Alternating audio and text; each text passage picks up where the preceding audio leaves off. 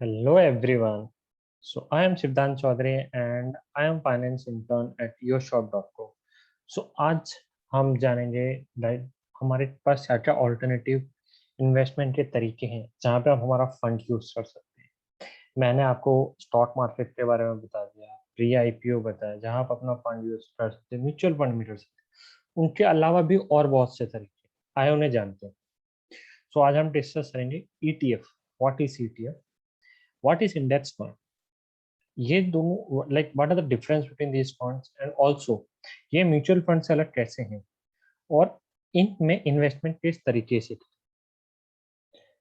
सबसे पहले हम स्टार्ट करते हैं like what is ETF. ETF क्या होता है? Exchange traded fund. ये एक म्यूचुअल फंड की तरह ही होते हैं, मतलब 90% तो सिमिलर होते हैं, बट इनमें जो 10% का अंतर है वो ये है कि ईटीएफ कैन बी ट्रेडेड। हम इसे एक स्टॉक की तरह ट्रेड कर सकते हैं, बट म्यूचुअल फंड को नहीं। म्यूचुअल फंड को हम एक दिन के अंत में देखते हैं उसे क्या प्राइस है और फिर हम उसमें डीलिंग करते हैं। बट ईटीएफ में जो हम पूरे दिन जैसे हम शेयर मार्केट को देते हैं, कभी भी परचेज और सेल कर सकते हैं, वैसे ही ईटीएफ फंड होते हैं। तो हम कभी भी बीच में दिन मार्केट के बीच में उसे परचेज करके और सेल कर सकते हैं। एंड जैसे मैं म्यूचुअल फंड के बारे में आपको बता देता हूँ, मैंने बताया था और उस वीडियो का लिंक डिस्क्रिप्शन में भी डाल दिया है, तो आप देख सकते हैं म्यूचुअल फंड क्या होता है। एक छोटी सी आपको डिस्क्रिप्शन दे देता हूँ।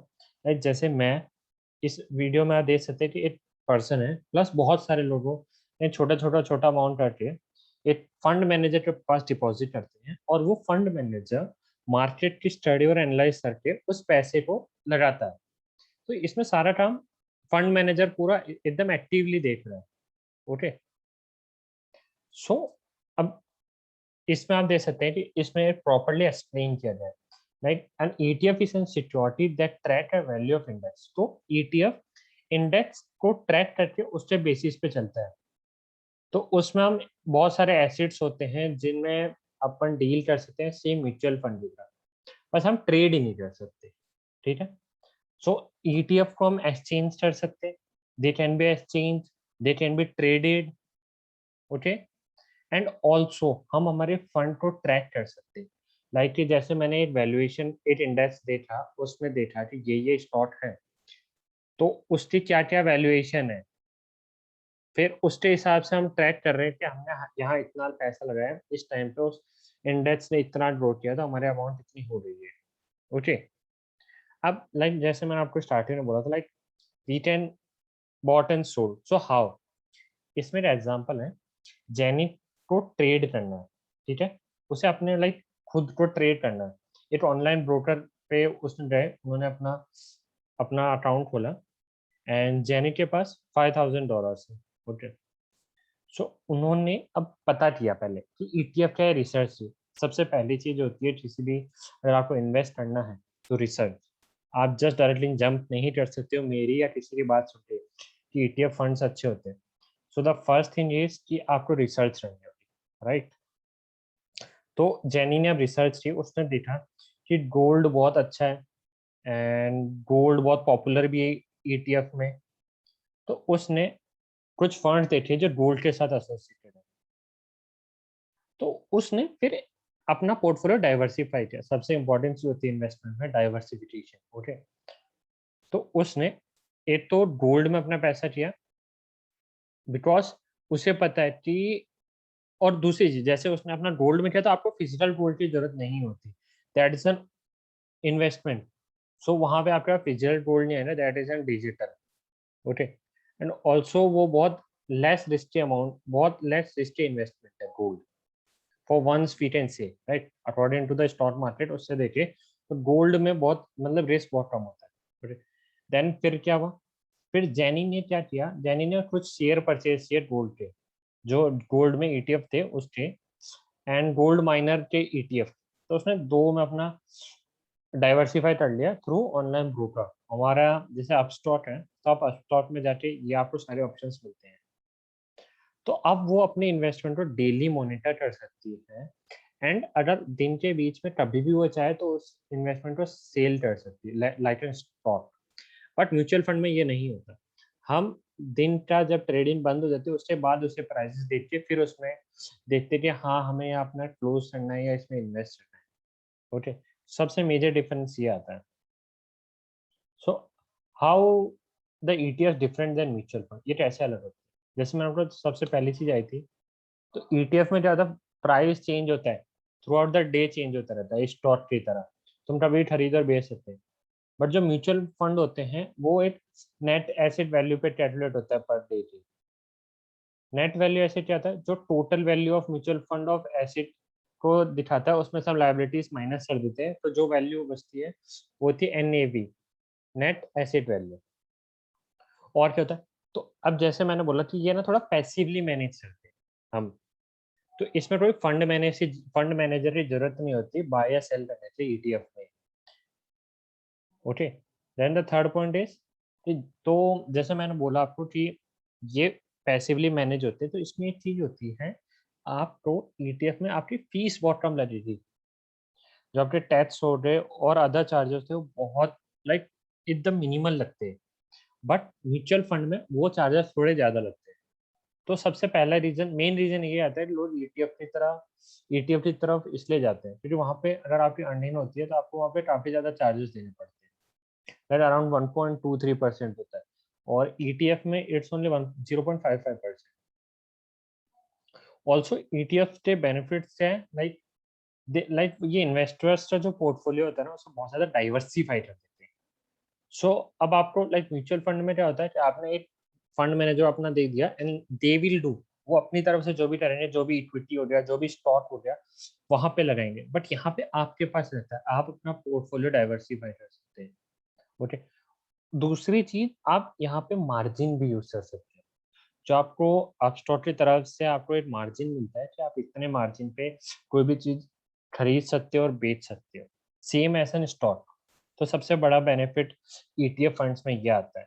ओके, ऑल्सो थर्ड थिंग, आप कभी शॉर्ट सेलिंग भी कर सकते हो, ईटीएफ को भी आप इस स्टॉक की तरह शॉर्ट सेलिंग कर सकते हो। ओके, देन नेक्स्ट लाइक, आप जो भी कमोडिटी है आप लाइक उससे खुद ओनर हो जाते हो। तो जैसे फंड, म्यूचुअल फंड में क्या होता है, जो फंड मैनेजर होता है वो उसका ओनर होता है, आपको तो बस इंटरेस्ट या जो रिटर्न मिलता है वो मिलता है, आप ओनर नहीं होते। बट ईटीएफ में you are the owner. Okay, then the fifth thing is tax advantage, जो मैंने आपको बता दिया, म्यूचुअल फंड से आपको बहुत ज्यादा इसमें टैक्स एडवांटेज मिल जाते हैं। ओके, एंड अब हम देखते हैं, ये आपको मैंने एडवांटेज सारे बता दिए कि ट्रेड्स लाइक स्टॉक की तरह हम कर सकते हैं, डाइवर्सिफिकेशन होता है इसमें, ऑल्सो जो टैक्स बेनिफिट्स मिल जाते हैं, देन इसमें आपको इमीडिएटली री इन्वेस्ट डिविडेंड, आपको जो डिविडेंड मिलता है आप उन्हें वापस इन्वेस्ट भी कर सकते हो। ओके, देन लोअर फीस होती है, राइट। सो देन हमारा नेक्स्ट टॉपिक है इंडेक्स फंड क्या होता है। मैंने आपको ईटीएफ के बारे में बताया, म्यूचुअल फंड के बारे में बताया, अगला हमारा टॉपिक होता है index fund. So index fund क्या होता है कि वो जो like it is a fund that invest in assets, ये एसेट्स से इन्वेस्ट करते हैं जो it with in a specific index में जो स्टॉक होते हैं। इंडेक्स क्या होता है? वो एक पर्टिकुलर मतलब बहुत सारे स्टॉक होते हैं, उनको मिला के एक इंडेक्स बनता है। जैसे हमने सुना S&P 500, standard and Poor's 500 index, तो उसमें 500 लार्ज जो भी अमेरिकन कंपनीज होती है उसके स्टॉक इंक्लूड होते हैं। तो इंडेक्स फंड उस इंडेक्स में डीलिंग करता है।